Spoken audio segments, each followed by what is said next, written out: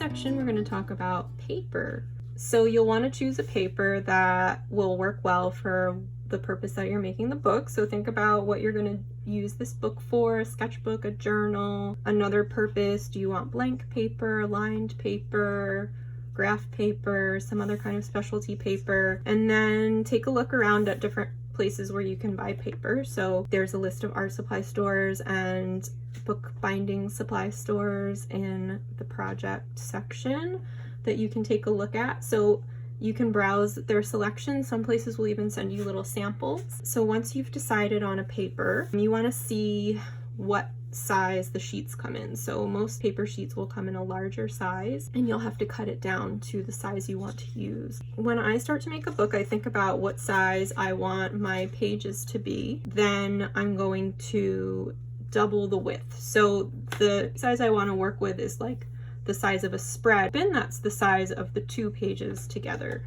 So if I want to make a book that's like 5 by 7 inches, then my spread size is going to be 7 by 10 inches. And then I'm going to take a look at the size of the parent sheet, so like the larger sheet size that the paper comes in. So say like that's like 26 by 40.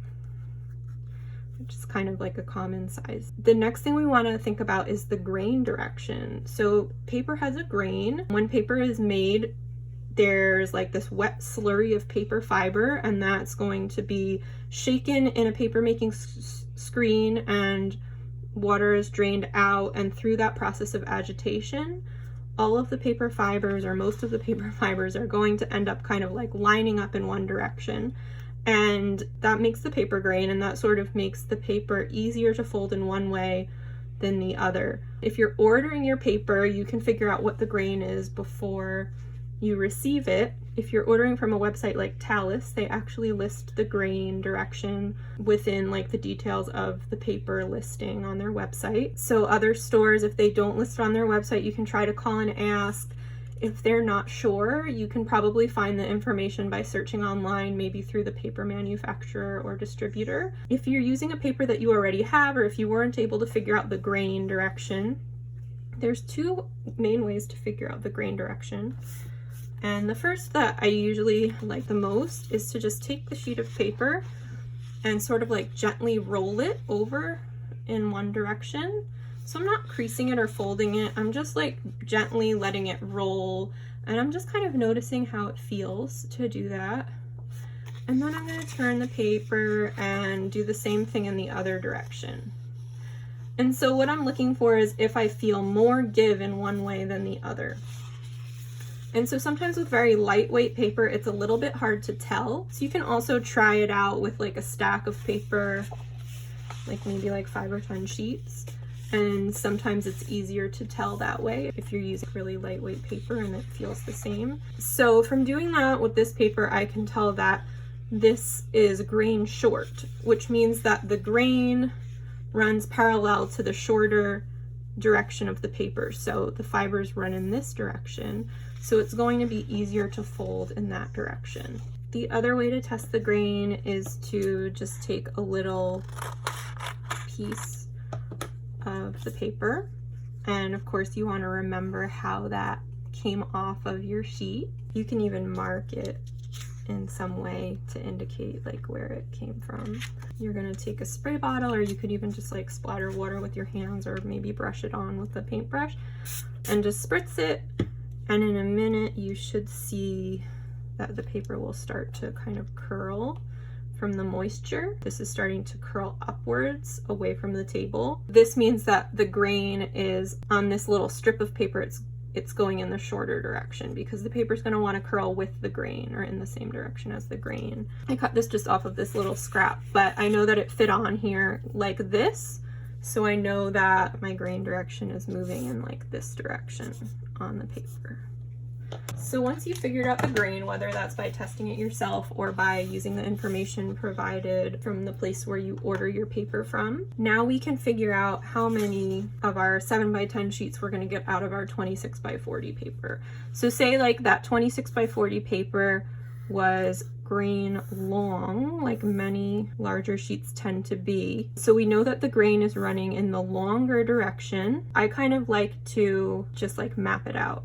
dots. So you can do this in whatever way is easier for you, but for me it works well to create a little map of the sheet of paper. So I need 7 by 10, and I'm gonna want the grain direction to go in the direction that I'm folding the paper. So if this is my 7 by 10 sheet, I know I'm going to be folding those in half to create my folios, which we'll use to create the inner pages of our book. This is the 10 direction and this is the 7 direction. And I'm going to have a fold down the middle. So I need the grain to be in the 7 direction. So I know that I need to have the 7s kind of going with the length of my large paper and the 10s going with the width of my paper. So I know I'm going to get about 5 7-inch sections out of the 40-inch length of my large sheet.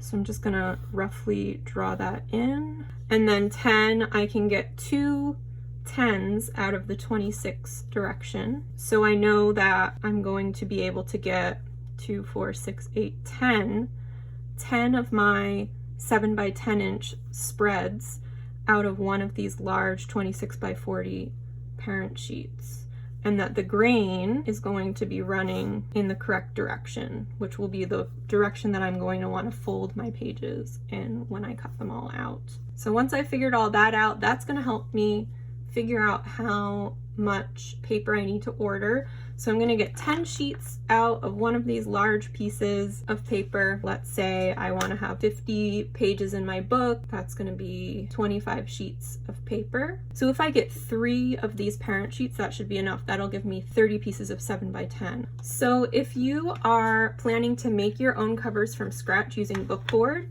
you can kind of just come up with the size that you want, sort of like how I just decided in my little diagram here that I was going to make a book that was 5 by 7, and so I would need 7 by 10 spreads. That would be like if I was going to make my own cover from scratch. That's one of the methods that we're going to learn in this class. So I can just choose my size.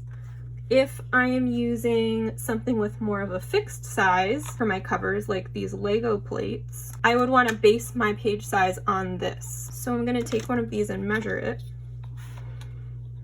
And these measure about 5 by 5 inches. So I would base my size on this. To make pages that will fit with this cover, I would need to cut my paper down to 5 by 10. So that's 5 inches for the height, and then 10 inches because we're doing twice the width. So the same idea where we're cutting down double the page width. Now, once I've decided the size that I want to make my book into and I have my paper in front of me, I'm using a smaller sheet of paper so you can see it in the camera. This method will work the same way regardless of the sheet size that you're starting with. Let's say for like my 5 by 7 sized book, I'm going to mark off where I need to cut my paper down. So again, I need to cut 7 by 10 inch sheets of paper. And so I know that on these sheets, my grain runs in the shorter dimension of this particular sheet that I'm using. So I'm going to measure out 10 inches, and I'm going to put a little mark there with my pencil. I'm going to do that 3 more times. So just measuring out to 10. And now I'm going to take my ruler and I'm going to connect the dots. So I'm lining up my 1, 2, 3 points that I made. And there's 2 ways that we can do this. So if you want like a nice straight cut page, you can just cut it with an X-Acto blade right against your ruler. And that's going to give us a clean cut. But we can also make what is called a deckled edge by tearing the paper. I'm going to measure out to 10 again. So I'm making my 3 points. And then I'm going to line up my ruler with those 3 points.